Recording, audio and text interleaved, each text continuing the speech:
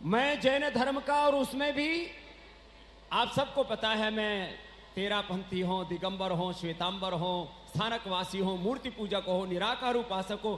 मैं सबके प्रति आत्मीय भाव रखता हूं, क्योंकि मूल जैन दर्शन तो एक है, संप्रदाय थोड़ी गुरु परंपरा भिन्न होते हुए।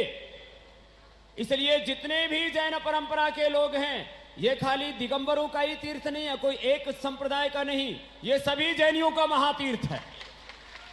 एक बात। दूसरी बात, मैं दिगंबर महापुरुषों का, मुनियों का क्यों प्रणाम करता हूं, क्यों अभिनंदन करता हूं? दिगंबर होना दुनिया का सबसे बड़ा तप, दुनिया का सबसे बड़ा त्याग और दुनिया की सबसे बड़ी वीरता और पराक्रम है।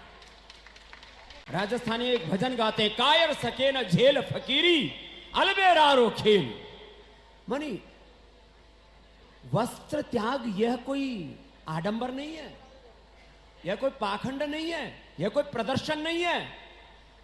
जो देह भाव से ऊपर उठ गया हो वो महापुरुष वस्त्र त्याग कर सकता है, नहीं तो शरीर क्या, शरीर भाव में हम लोग जीते रहते हैं।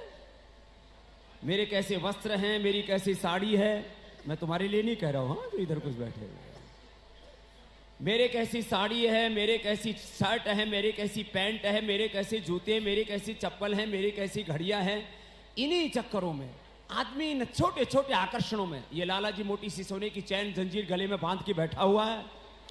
हम लोग सोना चांदी हो खूब पहनो, मैं कोई किसी का विरोध नहीं कर रहा हूं, लेकिन सोना चांदी, हीरे मोती, वस्त्र, मोबाइल, घड़ी, गाड़ी, संसार की सारी मोह माया से जो विरक्त हो गया हो वो जैन मुनि होता है।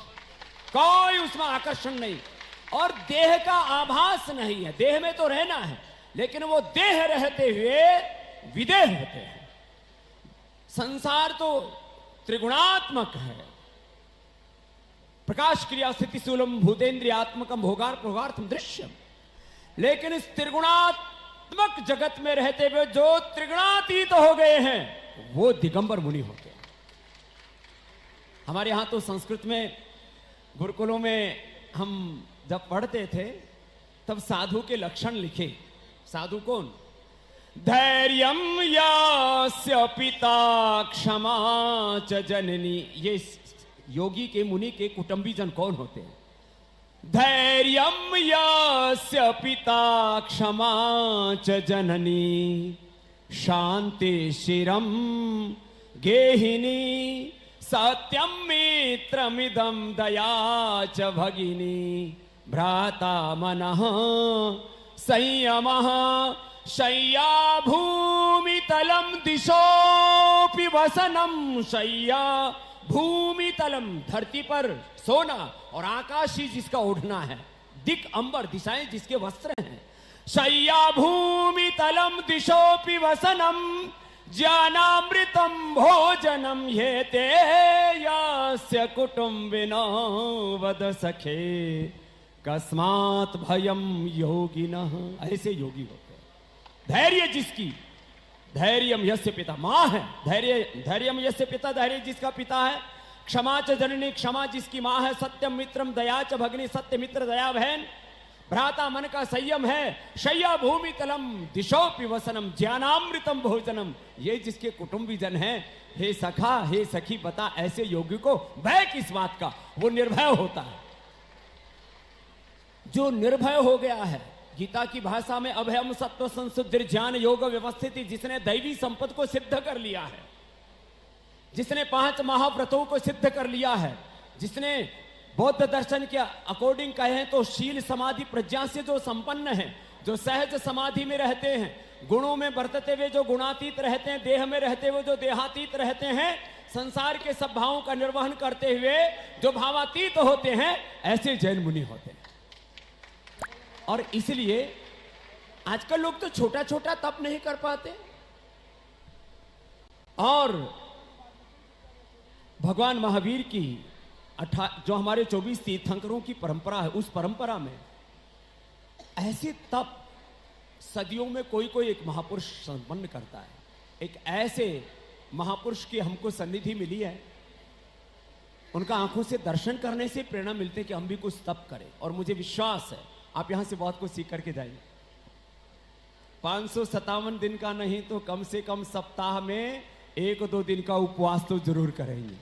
उसी से तुम्हारे काफी रोग मिट जाएंगे। ये रोग मिटने की बात नहीं, तन के मन के क्लेश, प्रारब्ध दोष, जन्म जन्मांतरों के संस्कार दोष, ये जीवन तो अनादि और अनंत की यात्रा है। इसे जीवन को यदि शुद्ध बनाना है, तन को, मन को, आत्मा को पवित्र बनाना है, तो ये तप का मार्ग है। और इस बात को कुछ लोग कहते हैं जी, इतना जैनियों में तप को इतना महिमा मंडित क्यों किया जाता है, उपवास को इतना महिमा मंडित क्यों किया जाता है। जो उपवास और उपासना पूज्य महाराज श्री ने मौन भी किया, साधना की है, और आत्म साक्षात्कार का जो पथ है, जो हमारे जिन्होंने जीवन में निर्वाण को प्राप्त किया, ऐसे उन तीर्थंकरों ने जो हमें मार्ग दिखाया है, उससे हम कुछ सीखें। खाली उत्सवों में आकर के और कुछ औपचारिकताएं निभा करके चले जाना, इतने मात्र से बात नहीं बनेगी। एक तो ये बात। दूसरी बात, तप के साथ साथ जो आहार का तप है, हमारी जैन परंपरा में सूर्य उदय के बाद खाना और सूर्यास्त से पहले खाना, और आज तो हो सकता है कार्यक्रम लंबा चल जाए तो तुम्हें भी उपवास करना ही पड़ेगा। और करीब करीब 99% मैं सनातन धर्म का साधु होता हुआ इस बात को खुद फॉलो करता हूं।